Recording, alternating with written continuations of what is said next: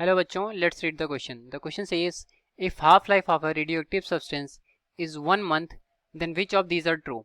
Option A, 7/8 part of substance disintegrate in 3 months. Option B, 1/8 part of substance disintegrate in 4 months. Option C, substance disintegrates completely in 4 months. Option D, the substance disintegrates completely in 2 months. So solve करेंगे इस problem को. पहले देखते हैं क्या कह रहा है. तो क्वेश्चन में बोला है कि कोई रेडियोएक्टिव सब्सटेंस है जिसका जो हाफ लाइफ है वो 1 मंथ है. तो हमें बताना है कि गिवन ऑप्शन में से कौन सा ऑप्शन करेक्ट होगा.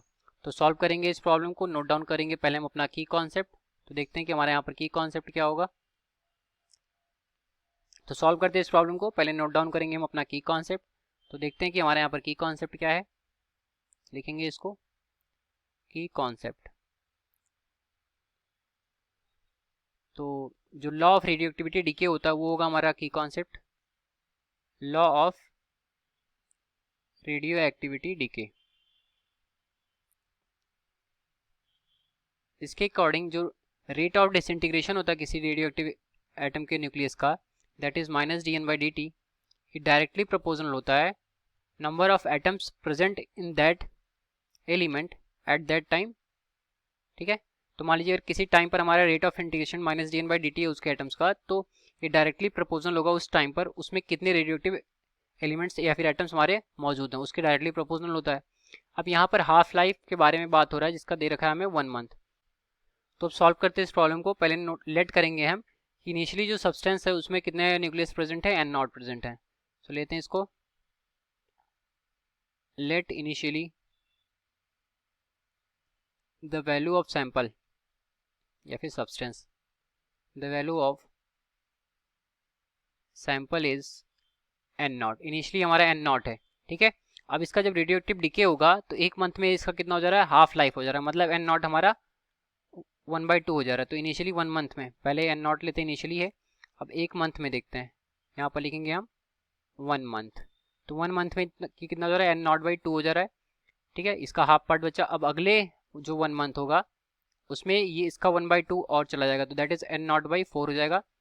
फिर इसके नेक्स्ट हाफ जो पार्ट होगा वो डीके होगा कितना, नेक्स्ट 1 मंथ में. तो ये हो जाएगा हमारा n नॉट/8. ठीक है. तो यहाँ पर जो हमारा सब्सटेंस बचेगा वो देखते हैं कितना बचता है. ठीक. यहाँ पर पहला ऑप्शन दे रहा है 7/8 part of substance disintegrate in 3 months.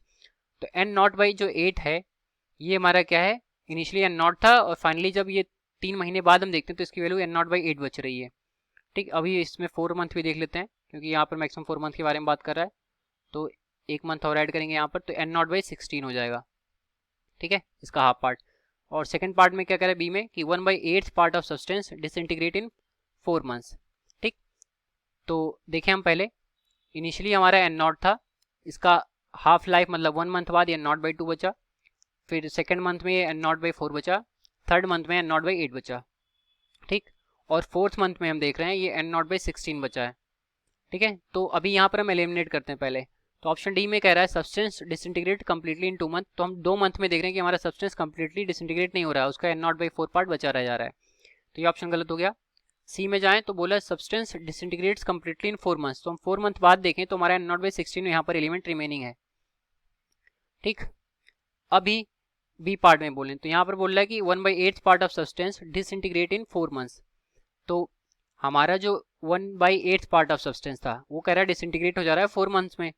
तो पहले वैल्यू हमारी n नॉट थी, इसका 1/8 पार्ट अगर करेंगे तो दैट इज n नॉट/a. तो देख रहे हैं ये हमारा 3 मंथ में हो रहा है. ठीक है. तो ये ऑप्शन भी गलत हो गया. अब ए पे जाते हैं तो कह रहा है कि 7/8 part of substance disintegrate in 3 months. ठीक है.